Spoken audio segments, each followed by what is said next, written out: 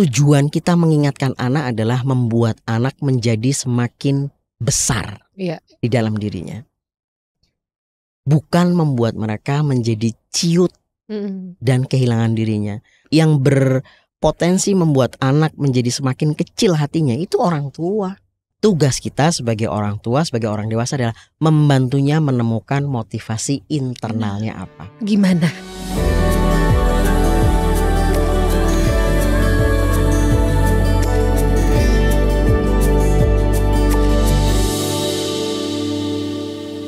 Mas Faiz, selamat datang di Sahabat Bicara. Terima kasih. Dengan senang hati. Aku mengundang di sini karena ada hal yang mengganggu pikiranku gitu loh, Mas Faiz. Kalau kita lihat ada satu kasus yang lagi viral banget beberapa waktu ke belakang soal ya rumah tangga lah. Sebenarnya masalah keluarga ya. Masalah I would like to say common gitu ya. Tapi menjadi hal yang sangat menyakitkan ketika aku lihat ternyata bukan cuma sekedar orang yang berseteru yang ada di media, tapi ternyata anaknya pun juga I can say jadi harus ikut gitu ya. Nah, kalau misalnya Mas Faiz lihat satu video yang di rumah sakit itu, orang-orang langsung bilang anaknya aja tuh nggak mau gitu kan sama ibunya, anaknya tuh bla bla bla bla bla bla gitu. For me, ini aku tidak memihak siapapun di antara yang lagi berseteru. Aku merasa bahwa normal nggak? Sebenarnya kayaknya normal ya. Anak yang lagi udah mulai preteen, remaja, sometimes they hate their mom gitu loh. Yang kecil aja kadang suka sebel banget gitu sama ibunya gitu. Tapi apalagi yang masuk masa-masa puber, nah itu dia. Nah mungkin melihat ini, Mas Faiz gimana melihatnya? Baik, terima kasih. Jadi dari pengalaman saya hampir 20 tahun sebagai psikolog klinis. To tell you the truth, semua keluarga itu compang-camping. Semua keluarga itu compang-camping. Hanya compang-campingnya, kainnya aja beda, warnanya beda. Sehingga kalau kita melihat kasus ini, khususnya yang sekarang lagi viral. Kalau saya ditanya salahnya di mana, Mas Faiz? Salahnya ini menjadi konsumsi masyarakat. That's the point. Dan kita bisa lihat bersama masyarakat itu terus mengikuti ini berdasarkan petilan-petilan berita yang jelas itu kan parsial sekali itu. Dan mereka mengambil kesimpulan dari situ. Itu yang membuat semuanya menjadi lebih kacau. Padahal jika ini masuk ke ruang profesional, kemudian dibicarakan bersama profesional, semuanya akan bisa dibicarakan secara proporsional. Which is semua pihak pasti mengambil peran dalam situasi ini. Dan kalau tadi Mbak Sheryl sampaikan langsung kita ke rumah sakit itu ya. Semua menyikapi si anak menolak. Teriak, histeris. Yang ingin saya sampaikan, di sini kita berhadapan dengan seorang ibu yang barusan melahirkan, concern luar biasa terhadap si baby, apapun yang dikatakan oleh si bapak. Di sini kita berhadapan dengan seorang perempuan, mohon maaf, betina yang sedang melindungi telurnya. Kemarahannya itu kemarahan yang sangat-sangat primitif. Jadi kalau di video itu kelihatan beliau teriak berusaha untuk, nah itu dorongan dari dalam yang luar biasa. Sehingga sangat wajar jika si anak melihat sosok ibunya yang mungkin tidak pernah kelihatan kayak gitu, dia kemudian menolak. Semuanya beralasan.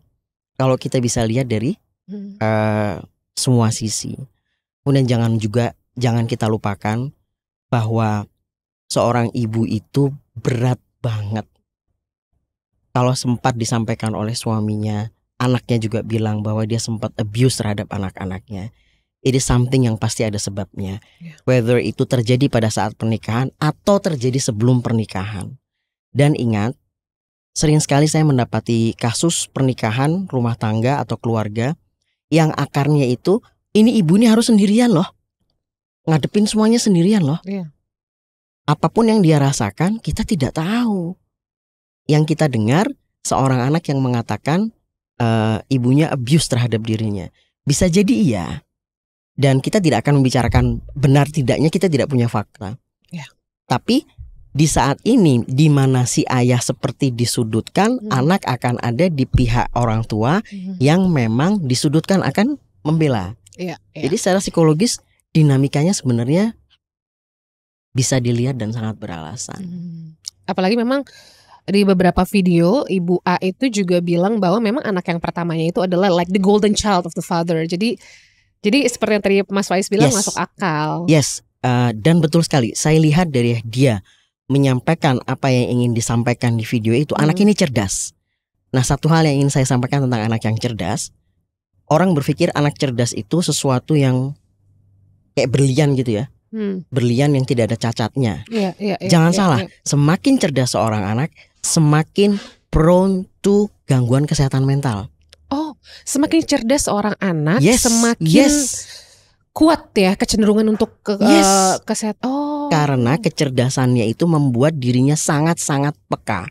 Jadi kalau disampaikan terjadi self harm, it is something yang terjadi sudah lama pasti. I see. Itu ada kecenderungan yang dibawa, kemudian terbentuk oleh situasi lingkungan, kemudian dinamika di dalam keluarga. Jadi percayalah, apapun yang kita lihat di video publik, medsos atau itu hanya sekelumit saja dari apa yang sebenarnya terjadi di mereka. Karena pasti ada backstory-nya gitu ya. Pasti. Ini yang kita lihat ini hanya, katakan saja kalau dikatakan Oktober, berarti dari Oktober sampai bulan ini. Lah sebelumnya itu lama sekali. Dan bisa dipahami juga, kalau tadi saya berbicara tentang si ibu sedemikian berusaha untuk proteksi baby terutama, si ayah juga kita bisa pahami. Beliau bekerja dengan kondisi pekerjaan yang sangat-sangat sibuk, sehingga tidak selalu berada di rumah. Kondisi anak yang mungkin memang dalam kondisi yang tidak mudah dengan ibunya ini baru diketahui oleh beliau, sehingga beliau sebagai kepala keluarga tentu kemudian akan stand up, kemudian akan mencoba menyelamatkan anak-anaknya. Ini pun bisa dipahami. Betul sih. Jadi kalau menurut saya, tentunya kita tidak memiliki kemampuan apapun untuk mengendalikan siapapun ya, terutama masyarakat dan netizen. Tapi yang mereka butuhkan saat ini kalau menurut saya professionally, itu waktu untuk mereka sendiri. Waktu untuk mereka sendiri, dan semoga ada profesional yang bisa membantu mereka.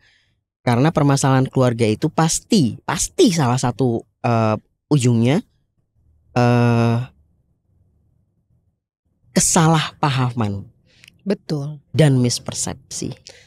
Ya, tapi jadi udah terlanjur begini ya. Yes. Yang ya kita aja deh secara simpel, kalau kita curhat, kita lagi punya masalah nih Mas, kita curhat sama orang, 3 orang yang berbeda udah kasih output yang beda-beda tuh, kita makin pusing kan. Aku harus apa ya?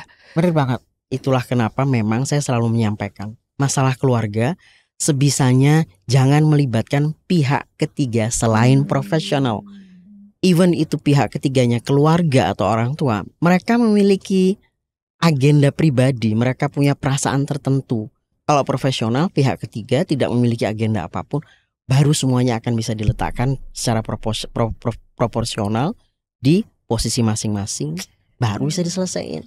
Bener banget Mbak Sheryl. Ini sekarang suara udah terlalu too noisy gitu ya Mas ya. Jadi aduh. Tapi aku ini jadi ya nyambung sedikit lah.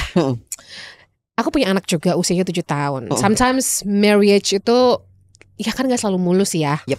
Kita berusaha lah untuk pernikahan tuh baik-baik aja. Tapi namanya 2 orang yang berbeda, kadang-kadang gak berantem yang gimana, tapi cuma kayak kamu kan gini loh, kenceng gitu loh, ngomongnya tuh kenceng, tapi lupa kalau iya lagi ada anak gitu kan. Aku inget aku lakukan itu, dan dia tuh masih kecil lah. Kalau sekarang 7 tahun, udah mau 8 tahun, dia masih kecil. Tapi dia inget itu sampai sekarang. Kalau misalnya kita mulai kayak udah jangan berantem, nanti berantem lagi kayak dulu. Aku kayak langsung aduh gitu loh. Kenapa seorang anak bisa merekam kejadian yang seperti itu jauh di dalam alam bawah sadarnya? Ada 2 sebab. Yang pertama, para ahli sepakat pada waktu anak kecil itu perkembangan otak lagi banter-banternya. Perkembangannya lagi luar biasa. Jadi apa yang diserap sangat-sangat masuk. Iya. Yang kedua, berbeda dengan orang tua yang fokusnya dalam kehidupan ini banyak sekali, dan itu seringkali dijadikan alibi. Hidup anak itu orang tua. Jadi anak memiliki waktu jauh lebih banyak untuk bisa mengamati orang tuanya. Wah, iya betul. Dan mereka mengamati kita bukan hanya pada saat-saat tertentu saja. Detik demi detik. Kita belum masuk rumah nih, saudara, suara mobil. Mereka sudah ngintip dari jendela wajah kita pada saat keluar dari mobil, pada saat mau masuk ke rumah. Waktu mereka untuk mengamati kita, untuk bisa mencermati apa yang terjadi di diri, lebih besar, lebih banyak. Itulah kenapa catatan mereka di masa kecil luar biasa. Dan memang para ahli sepakat, semakin cerdas anak, memorinya semakin dini lebih diingat. Wah, mengerikan juga ya. Iya. Itu iya, betul, mengerikan. Saya setuju kalau kata-katanya mengerikan. Iya, mengerikan. Karena ya kita jadi orang tua kan gak ada manual booknya nih, Mas. Yep. Kadang kita failed juga ya. Akhirnya nih nyambung di yang tadi, akhirnya karena udah terlanjur kita gas-gasan begitu, akhirnya kita coba setelah selesai cooling down, kita minta maafnya tuh di depan dia, kayak terus kita jelasin bahwa sometimes adult itu kita punya beda perspektif. Jadi gini kayak gitu-gitu. Jadi kalau menurut Mas Faiz, apa yang harus dilakukan kalau misalnya kadang-kadang kita udah terlanjur nih, kita terlanjur hangat di depan anak? Baik, bagus pertanyaannya. Jadi dalam situasi seperti apapun, kalau sudah terlanjur salah, selalu pastikan di akhir itu ada penutup, ada closing, seperti Mbak Sheryl tadi sampaikan. Ya. Dan itu di situ kita bisa menyampaikan apa yang sebenarnya terjadi. Bahkan kita boleh make up cerita untuk bisa memaknai apa yang dilihat. Kenapa saya mengatakan memaknai? Anak-anak ini melihat segala sesuatu berbeda dengan kita. Kepalanya belum banyak berisi konsep. Jadi kalau mereka melihat sebuah kejadian gitu ya, jika tidak kita dampingi dengan pemaknaan di akhir, closure itu tadi, mereka akan memaknai sendiri. Oh iya. Nah itu yang berbahaya. Dan banyak sekali saya temui anak-anak memiliki konsep-konsep dalam kehidupan itu berdasarkan pemaknaan sendiri. Jadi gabung-gabungin. Ini oh berarti ini. Kan tidak semuanya benar. Tapi jika orang tua aware, aduh terlanjur ini, sepakati, kemudian ajak berbicara, dan berikan pemaknaan tentang apa yang baru saja terjadi.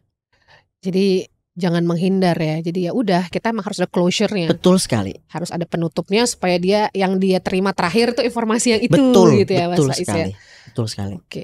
Tapi Mas kan udah bekerja lama sekali ya di dalam field ini. Trauma pada anak itu munculnya tuh ternyata bener nggak direct ya. Kayak oke nih, misalnya ternyata aku ada luka dengan keluarga aku. Well, nggak pada masa sekolah sih kadang-kadang. Ada yang mungkin sekolah rebel. Tapi ada yang ternyata pada saat mereka berkeluarga. Bener. Jadi gimana tuh supaya healing the trauma-nya udah telat ya jadinya ya? Baik, kita bicara tentang healing trauma sama pecahnya trauma ya. Iya, oh ya oke. Pecahnya trauma ini memang benar seperti Mbak Sheryl tadi sampaikan, setiap orang berbeda-beda. Betul. Dan berbeda-bedanya ini berdasarkan apa yang dia hadapi dalam kehidupan. Jadi kita menyebutnya sebagai faktor pencetus atau trigger. Oh, jadi oke, mungkin setiap orang bisa punya trauma, tapi ada sesuatu kejadian yang men-trigger itu akhirnya muncul. Nah, kalau itu tentang kapan dia keluarnya. Jadi benar-benar kita nggak ngerti. Iya. So, gimana caranya agar healing ini bisa terjadi lebih cepat? Kalau kita berbicara tentang anak, karena kita kalau menarik perkembangan orang kan paling dini ke anak. Kembalinya ke orang tua, Mbak Sheryl.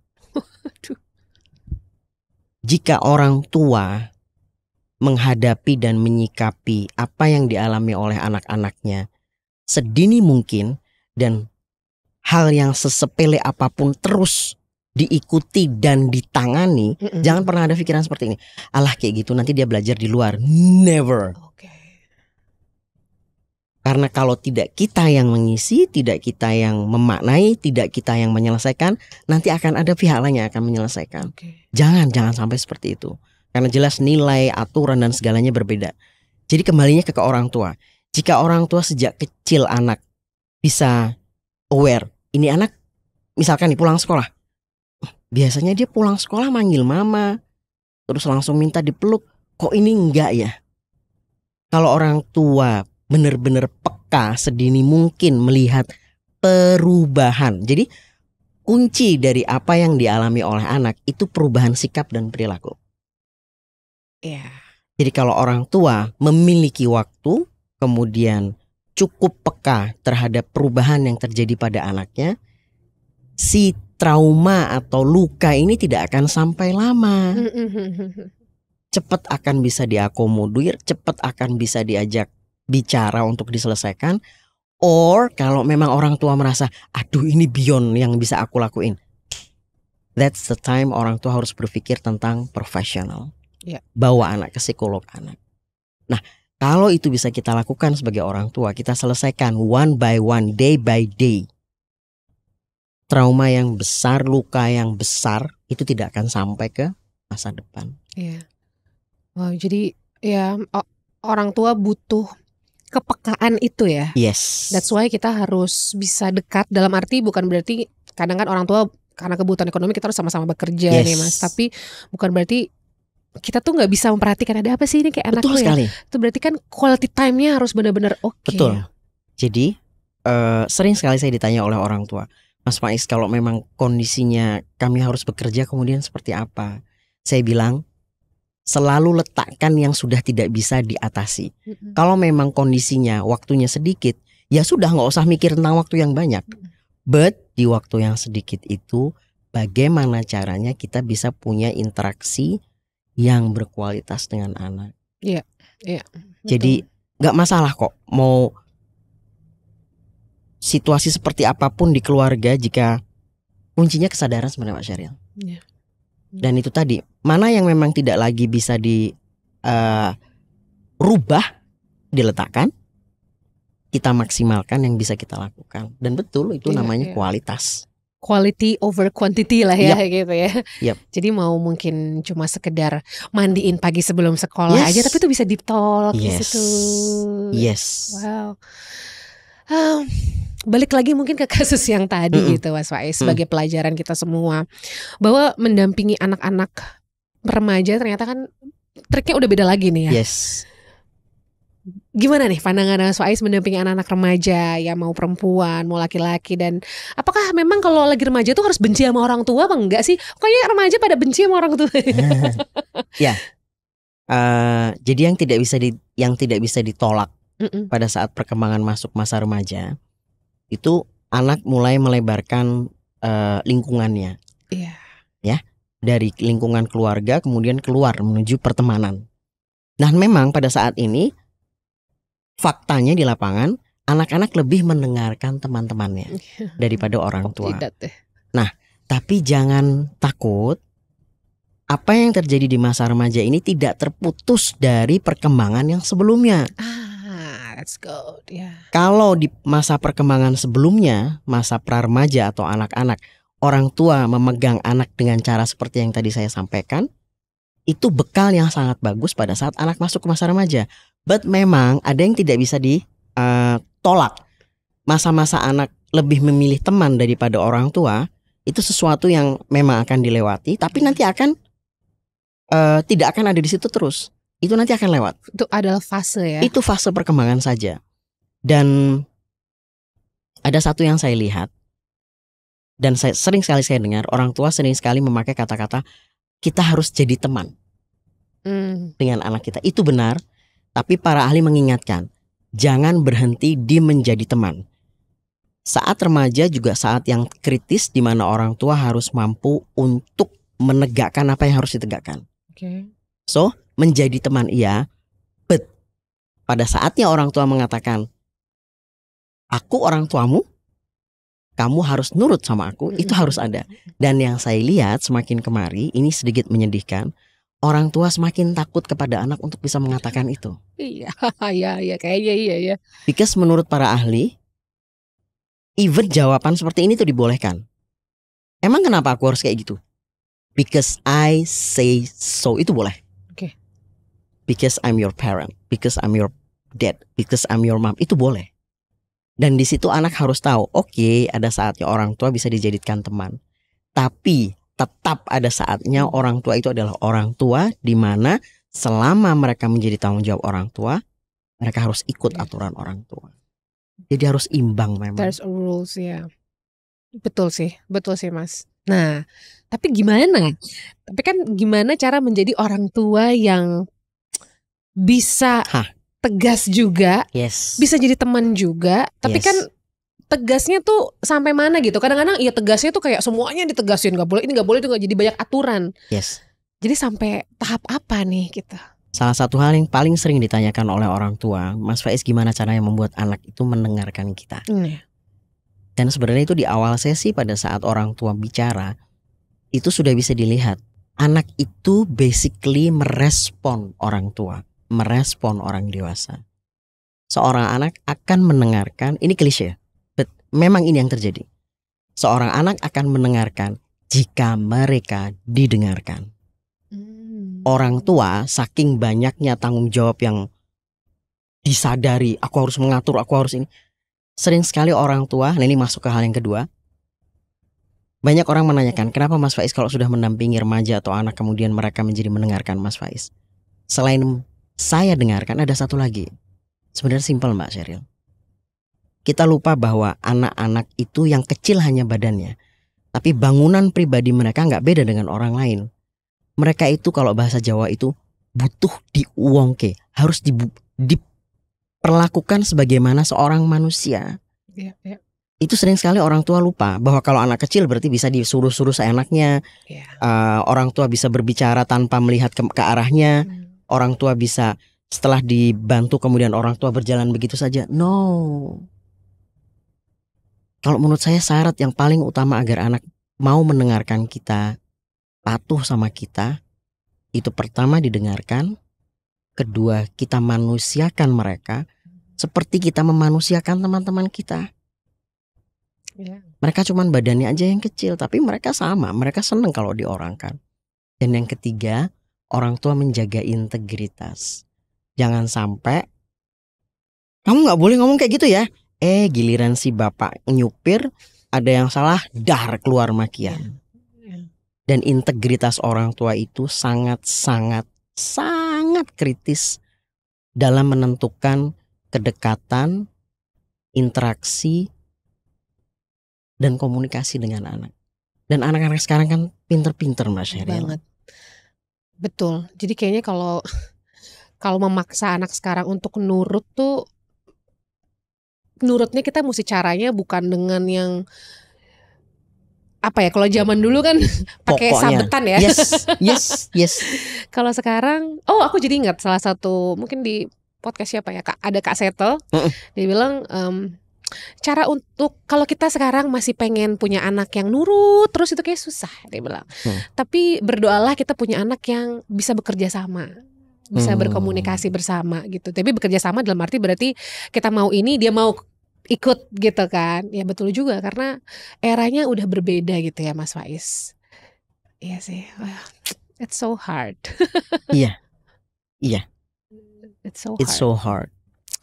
Tapi aku lihat di satu konten Mas Faiz ya kayaknya ya, ada ini ngomongin anak pulang sekolah. Ternyata kalau anak pulang sekolah tuh kadang mereka tuh sebenarnya tired gitu ya.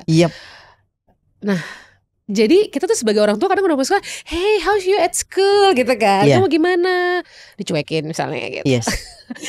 Enaknya gimana sih sebenarnya kalau menyambut anak pulang sekolah gitu kan, mereka udah capek dengan belajar, berteman segala macam. Ternyata anak kok ada capeknya juga ya kalau pas lagi pulang sekolah ya. Luar biasa. Jangan dipikir jadi anak itu mudah. Jangan dipikir jadi remaja itu mudah. Ribet. Jadi kalau Mbak Sheryl nanya cara terbaik untuk menyambut anak pulang sekolah,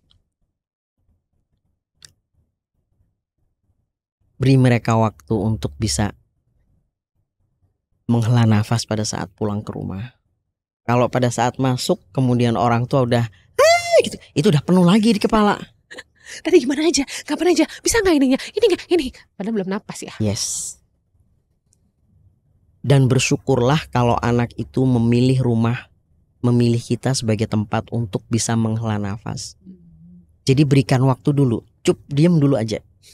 Tapi pastikan pada saat mereka datang, wajah kita hanya untuk mereka, senyum kita hanya untuk mereka, mata kita hanya untuk mereka. Dan jika memang sentuhan terbiasa di dalam keluarga, sambut aja dengan pelukan. Gak usah ngomong apa-apa dulu. Habis itu pastikan mereka melepaskan lelah. Tetap boleh mengingatkan, tapi ingat jangan pakai suara keras. Biarkan mereka melepaskan lelah.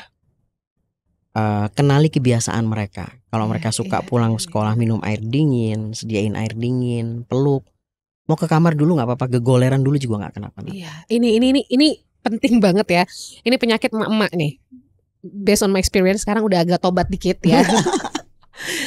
Anak pulang sekolah, ya kan? Oh iya, kita pikir we are doing okay kan, kayak ya apa segala macam. Terus dia tiduran kan di sofa kan. Ayo buruan dong mandi, itu tuh ada.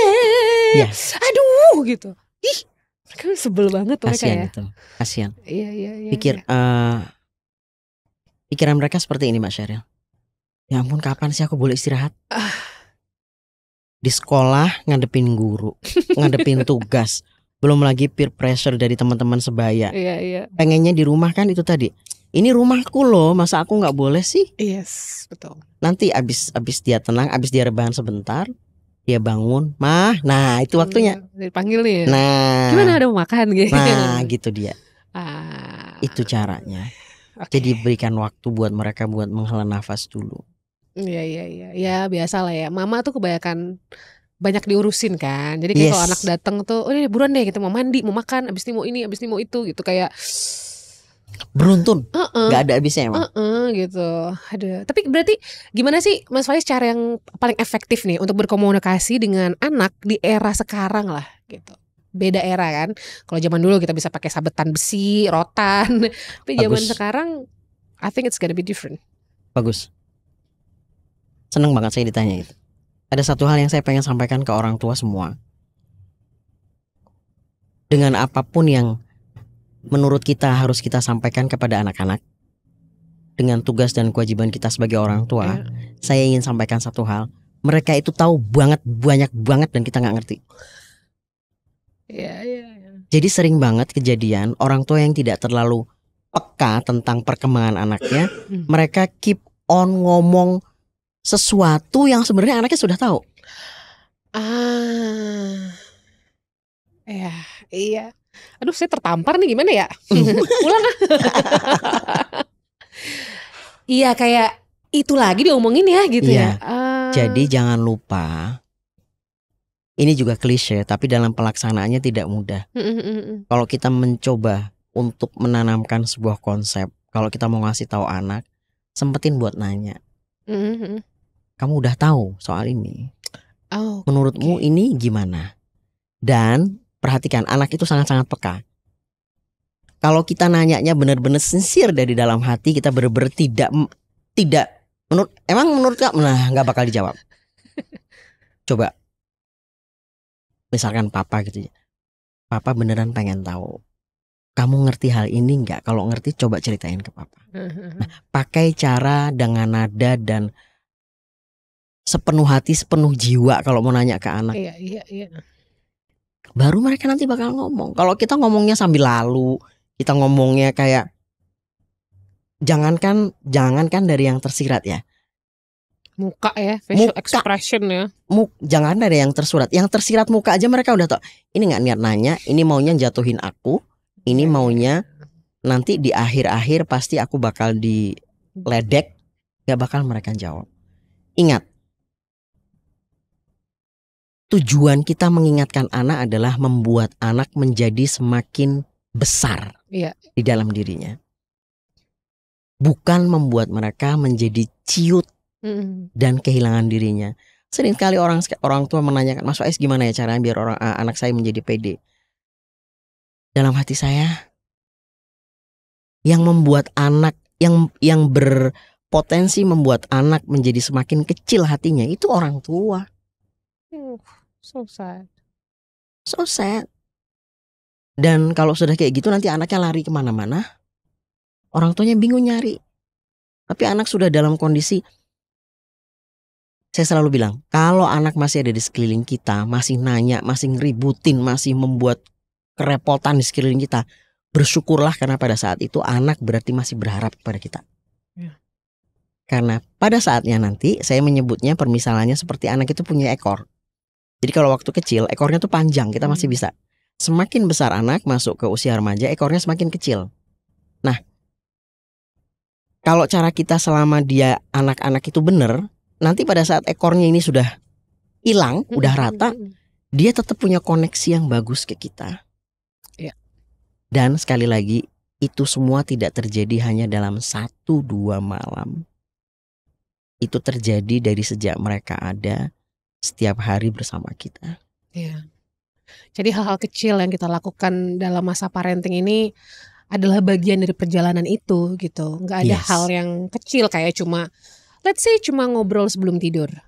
Yes, betul sekali. Kan? Cuma ngobrol sebelum tidur, mungkin kita kayak ya, cuma ngobrol sebelum tidur. Tapi ternyata kalau itu dilakuin terus-menerus itu menjadi satu pondasi yang kuat ya. Betul sekali. Also, selain menghargai apapun yang diceritakan oleh anak, setidak masuk akal apapun, seaneh apapun, dengarkan dengan sepenuh hati, sepenuh jiwa. Juga jangan pernah potong pembicaraan anak. Meskipun kita ngerti nanti nih akhirnya bakal mau ngomong apa, jangan dipotong. Biarkan mereka mengenali diri mereka dari mana? Salah satunya dari apa yang mereka ucapkan itu mereka dengar lagi. Aku bisa ngomong kayak gini, aku bisa ngomong. Gimana mereka bisa kenal diri mereka kalau mereka setiap kali mau menunjukkan diri mereka itu seperti apa, pikiran mereka seperti apa, potong lagi, potong. Alah kamu, alah. Ya udah nggak usah ngarep anaknya jadi orang besar. Betul. Wah, berarti betul ya yang dibilang sama semua ahli-ahli bahwa masa-masa golden age itu benar-benar saat kecil itu udah golden age, tambah ya remaja udah. Yes. Tapi di masa-masa kecil itu, masa-masa sekolah itu saatnya kita menanamkan apa yang akan kita tuai di kemudian hari ya. Betul sekali. Dan itu nggak ada putusnya. Iya betul. So hard jadi orang tua ya. Iya. Tapi bayangkan, bayangkan, so hard memang. Dan memang itu daily basic. Kita harus belajar setiap hari. Betul. Tapi bayangkan pada suatu hari anak kita menghadapi sesuatu, dia berhasil, dia melihat ke wajah kita dan dia tersenyum. Bahagianya kayak apa? Pasti. Dan bahagia kita tuh bukan cuma sekedar dari ketika dia berhasil, dia melihat kita, tapi juga ketika mereka punya masalah, which is pasti akan ada dalam hidup, mereka lari ke kita. Itu udah kayak Yes. Iya. Saya ucapkan selamat kalau ada orang tua yang anak-anaknya betul-betul masih berani dan mau mendekat ke orang tuanya pada saat mereka punya masalah. Ini mungkin pertanyaannya berarti gini Mas, ketika anak punya masalah, which is kadang itu kecil, tapi sometimes ada yang berat ya kan.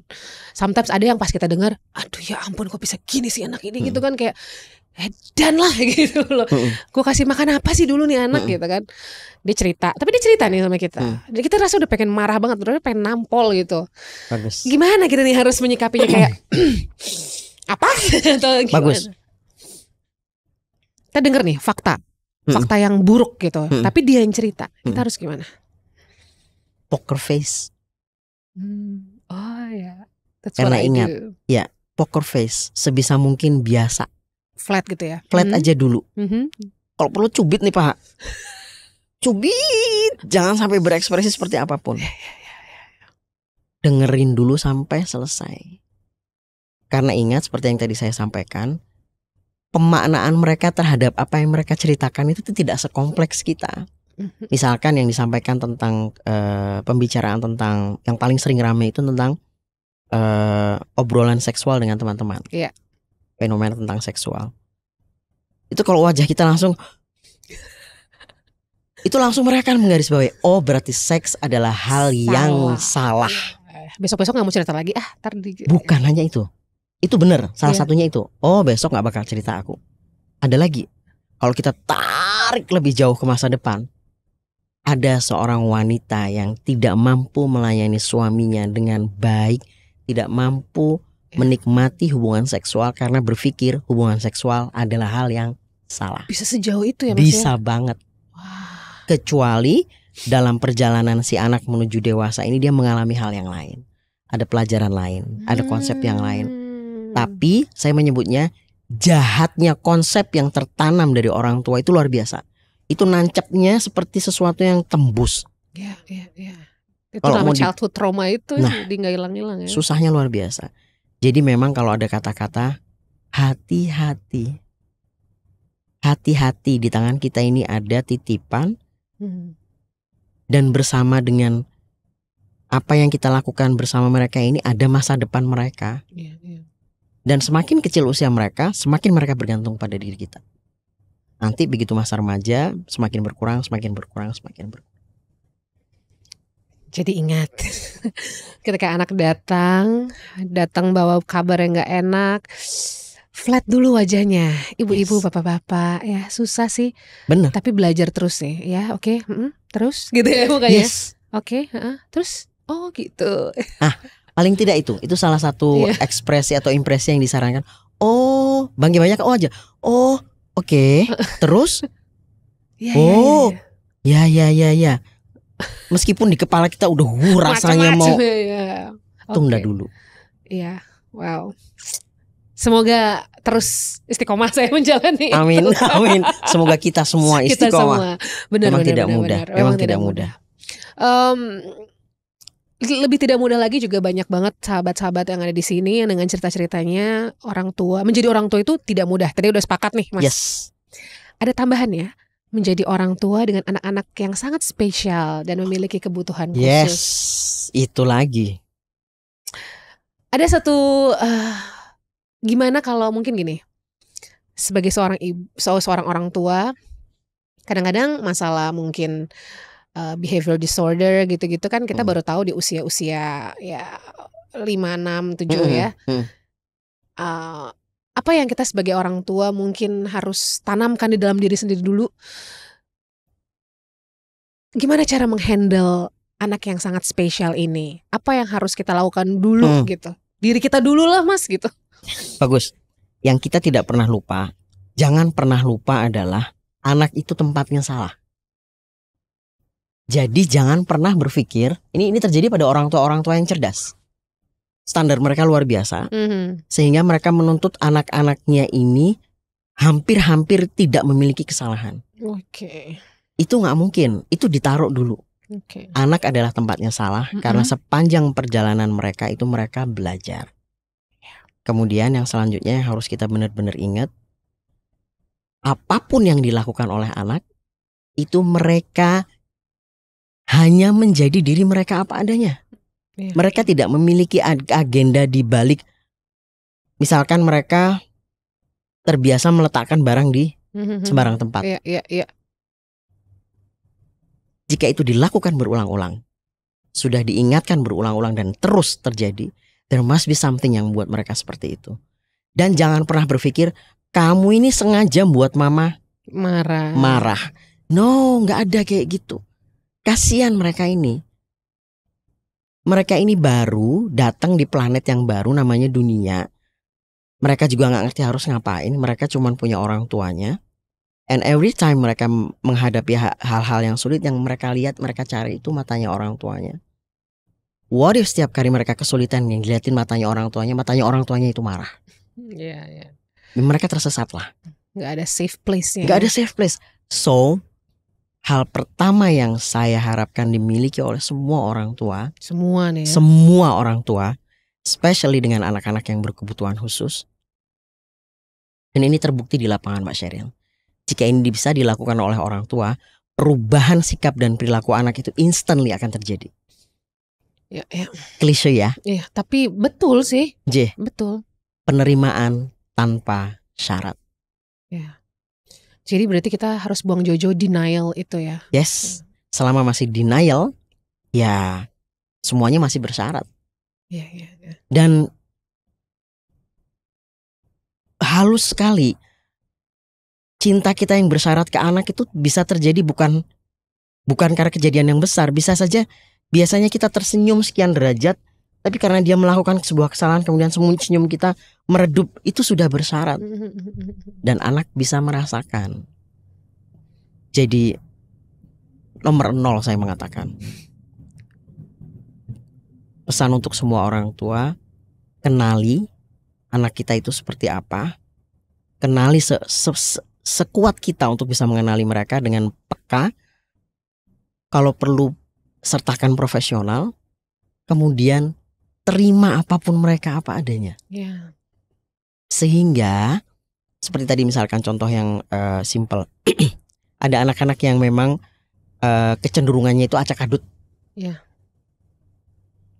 Pastikan jika mereka masih mengulang yang mereka lakukan dan belum seperti yang kita harapkan, pastikan kemarahan kita atau kejengkelan kita di awal itu ya udah di awal.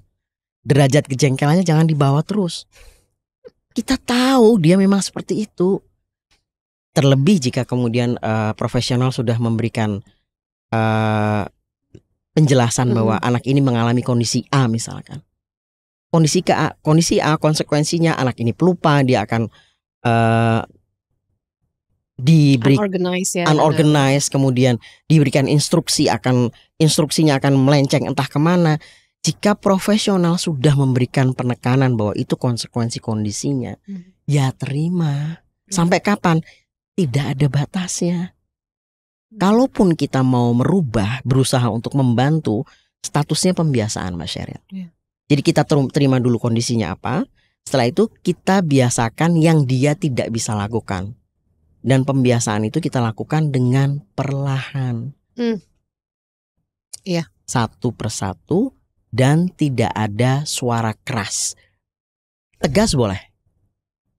Ini untuk semua nih ya kayaknya. Semua. Tidak ada suara keras. Yes. Bahkan para ahli mengatakan sepelan mungkin itu yang paling baik. Ada ahli yang mengatakan berbicaralah kepada anakmu dengan cara berbisik. Itulah kenapa sekarang banyak orang tua mengatakan, kenapa ya Mas Faiz, anak saya teriak luar biasa. Tetap aja karena mereka gak bisa bedain kapan orang tuanya marah, kapan orang tuanya gak marah, teriak mulu.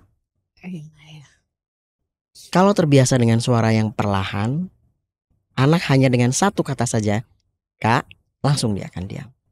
Hanya dengan tone saja dia akan tahu. Tapi kalau kita selalu memakai suara yang tinggi, keras, itu pun sebenarnya masuk ke tadi memanusiakan. Apakah kita akan melakukan itu ke teman kita? Betul. Jadi anak itu lahir dari kita, tapi jiwanya itu kan bukan milik kita ya. Yes. Jadi ya memanusiakan anak itu aku rasa satu message yang penting nih hari ini aku dapatkan. Mau sekecil apapun anak itu, mereka itu manusia nih. Yes. Itu kadang lupa sih. Itu reminder yang baik banget loh Mas Faiz. Benar-benar kadang-kadang karena authority figure kita merasa jadi punya otoritas gitu. Bener. Kan. Punya otoritas, merasa mendapatkan amanat dari yang di atas. Gede banget kan kita. Benar, betul. Padahal yang mereka harapkan dari kita, kamu tuh orang tuaku loh. Aku mau kemana kalau gak mau ke kamu? Kalau bukan kamu yang nerima aku siapa? Simple sekali mereka. Dan saya senang sekali hari ini tentang memanusiakan ini bisa tertangkap. Karena memang itu kunci yang gede banget. Seorang anak bisa berubah 180 derajat manakala dia diperlakukan dengan cara yang lebih baik. Wow, betul sekali. Karena bener gak sih, tapi ini mungkin katanya ada yang bilang bahwa anak itu, terutama anak kecil ya, mereka bisa menerima vibrasi-vibrasi yang kita punya. Kalau kita lagi galau ya gak tahu kenapa nih anak juga gak tenang gitu ya. Kalau kita lagi bahagia ternyata dia bisa. Bener, itu bener banget. Itu bener banget. Itulah kenapa saya selalu bilang hati-hati. Punya anak itu hati-hati. Karena momen-momen mereka mengamati kita itu tidak terhitung. Bukan hanya pada saat kita bergerak atau bersuara. Kita gak bergerak, gak bersuara pun mereka merasakan. Dan satu lagi, anak-anak yang kecerdasannya tinggi itu terlahir lebih peka. Itulah kenapa anak-anak yang kecerdasannya tinggi, jauh di atas rata-rata, itu picky sekali. Mereka picky sekali terhadap orang-orang yang bisa atau boleh mendekati mereka. Mereka memilih guru, mereka memilih mentor, mereka memilih orang-orang dewasa karena mereka tahu sekali yang mana nih. Mereka seperti punya scanner. Jadi betul ya kalau ada satu konten dari Mas Faiz yang bilang gifted gifted ya. Gifted. Anak-anak yang pintar, anak-anak yang jenius itu nggak selalu mudah dihandle ya. PR-nya banyak banget Mas. Aku pikir kalau anakku pintar tuh kayak easy gitu, karena dia pintar bisa menerima siapa apa aja gitu. Tapi at some point kecerdasan itu merupakan berkah. Karena semuanya menjadi lebih mudah ditangkap. Betul. Tapi manakala kecerdasan ini benar-benar jauh di atas rata-rata, kepala anak ini menjadi sangat-sangat kompleks. Dan itu menjadi tidak mudah. Seorang anak yang usianya masih SD itu sudah berpikir kalau mau nyemplung, lompat ke kolam renang, pikirannya udah jauh sekali. Di situ ada nggak lifeguard, di situ ada nggak ban, aku sudah bisa gaya apa, papaku ada di mana, dan bisa jadi saking ruwetnya pikirannya, kompleksnya pikirannya, dia jadi nggak ngelakuin itu. Jadi makanya ada kadang anak yang pintar tapi di sekolahnya kok nggak berprestasi. Betul sekali. Nah sebenarnya anak-anak yang pintar, kalau kita berbicara soal gifted tadi ya, itu para ahli membuat standar IQ-nya 130 ke atas. Tapi jangan salah, saking pekanya anak-anak ini, dan pekanya itu bisa secara psikologis maupun secara fisik. Dulu para ahli menyampaikan ukuran utama itu IQ. Tapi karena IQ itu sangat-sangat bisa bergerak karena situasi. Misalkan si anak dites dalam situasi kondisi AC-nya kurang dingin, dia bisa nggak konsen. Si pemberi tesnya dia nggak suka, nggak konsen lagi. Dia bosan, nggak konsen lagi. Sehingga angka IQ ini menjadi angka konfirmasi. Bahwa memang seorang anak akan dikatakan gifted jika ada ahli yang mengkonfirmasi dari observasi sikap dan perilaku dan semua yang ada pada anak itu ditambah dengan angka IQ tadi. Jadi hubungannya dengan yang tadi sempat kita bicarakan di depan. Salah satu sulitnya anak-anak dengan atau individu dengan IQ yang tinggi adalah mereka sangat-sangat mudah terkena kondisi kesehatan mental ya, karena ruwet gitu pikirannya ya. Mereka mudah sekali terkena gangguan kecemasan, mereka mudah sekali terkena gangguan depresi. Aku jadi ingat satu contoh, anakku kebenaran dites beberapa kali, IQ-nya 140 nih. Anak ini waktu TK dia itu udah dia dibilang sama gurunya, kalau bisa sekolahnya tuh jangan sekolah yang yang sekolah standar gitu, sekolah alam kalau bisa. Karena anak itu hands on ya. Jadi anakku itu pinter tapi itu susah banget diatur gitu loh. Bagus. Itu loh Pak. Kenapa anak yang cerdas seperti Ananda susah diatur? Anak seperti ini, kalau menurut para ahli, ini salah satu lagi karakteristiknya. Mereka hanya akan bergerak jika memiliki motivasi internal. Betul. Jadi kalau nggak dari dirinya sendiri, nggak bakal buyar ya. Nggak. Nah, tugas kita sebagai orang tua, sebagai orang dewasa adalah membantunya menemukan motivasi internalnya apa. Gimana? Saya berikan contoh. Sekali lagi, di sini yang akan berbicara adalah kualitas kita pada saat bersama anak-anak. Kalau memang lagi sama anak-anak, udah lempar semuanya bisa nunggu. Amati mereka. Pada suatu hari saya melakukan observasi di sekolah seorang anak gifted, dan kebetulan pada saat waktu makan dia minta duduk di sebelah saya. Aku mau duduk dekat Om Faiz. Saya lihat dia makan, ngambil makanan sedikit, nasi sedikit, lauk sedikit. Kenapa? Saya bilang, aku pengen cepat main Om. Oke. Terus masuk. Kebetulan sekolahnya Montessori, jadi ngabrak gitu di bawah kan. Pada saat gurunya memberikan materi, cepat sekali dia. Tapi kemudian, oke, setelah ini kita bisa istirahat, tapi kalian harus nulis dulu yang ada di whiteboard ini di buku kalian. Macet. Yang lain selesai dia macet. Dia cuman dengan imajinasinya sendiri. Saya lihat dari jauh kemudian saya deketin. Ingat gak Om Faiz selalu bilang kamu itu cerdas. Ini kecil banget loh buat kamu kalau kamu mau ngelakuin. Ingat tadi waktu makan, makananmu hanya sedikit. Pengen cepet main kan? Pengen cepet main gak? Kalau pengen cepet main, cepet selesaiin. Dan hanya beberapa detik setelah saya menyampaikan itu, dia rolling, gruruk, dia langsung selesai. Udah selesai Om, aku mau main. Nah, jadi kita bisa membantu menemukan motivasi internalnya apabila kita cukup mengamati anak kita. Betul. Jadi kuncinya adalah si relasi kita itu. Yes. Ya. Itu benar semua loh Mas Faiz.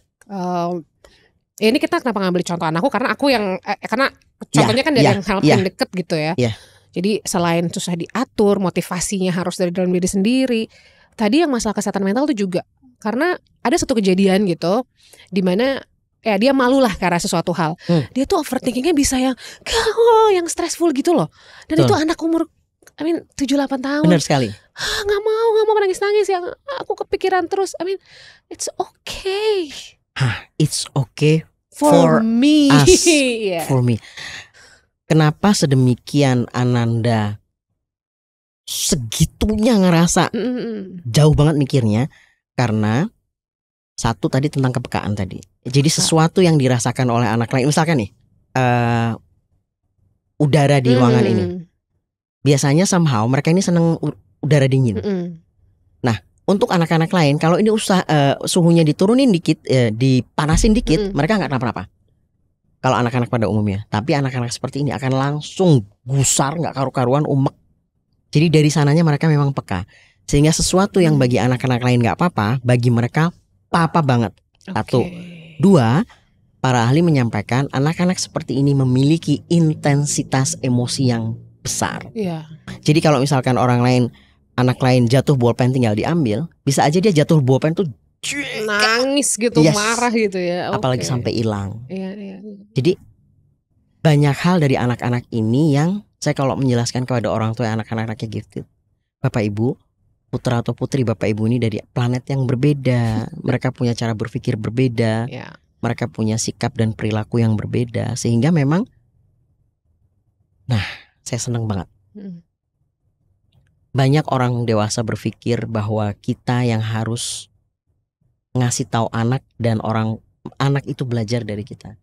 No. Yang tahu pasti seseorang tentang dirinya adalah dirinya sendiri dan Tuhannya. Even kita orang tua, even kita guru, even saya profesional. Sedikit cerita. Every time saya ketemu dengan seorang anak baru yang harus saya tangani, pada saat itu saya dengan sesadar-sadarnya berkata kepada diri sendiri, aku Faiz dan aku bukan siapa-siapa.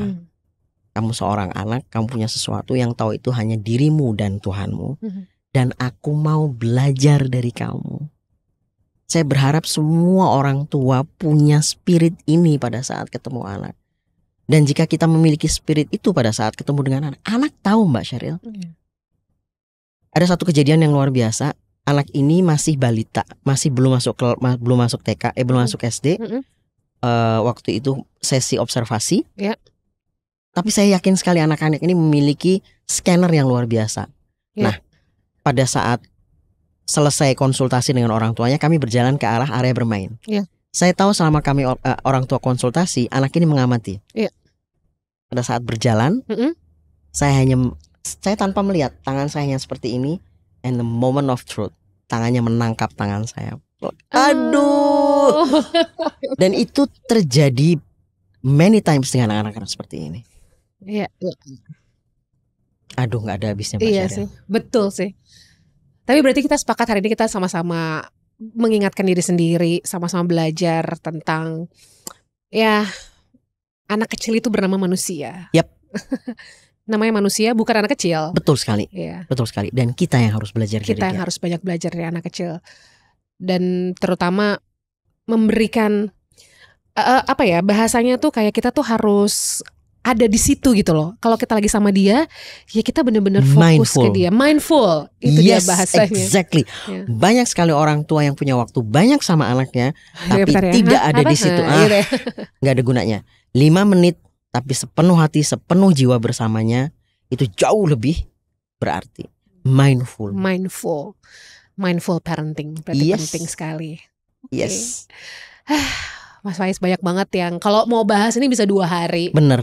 Tapi apa sih mungkin yang bisa Mas Faiz sampaikan terakhir ke orang tua di luar sana berdasarkan pengalaman dan yang terjadi akhir-akhir ini, mungkin kasus-kasus yang banyak dikonsultasiin. Apa yang ingin Mas Faiz sampaikan? Kalau ada satu kata, karena saya memang nanganinya anak dan remaja, kasihan mereka Bapak Ibu. Kasihan mereka. Saya mungkin Mbak Sheryl sempat ada satu istilah di salah satu konten saya.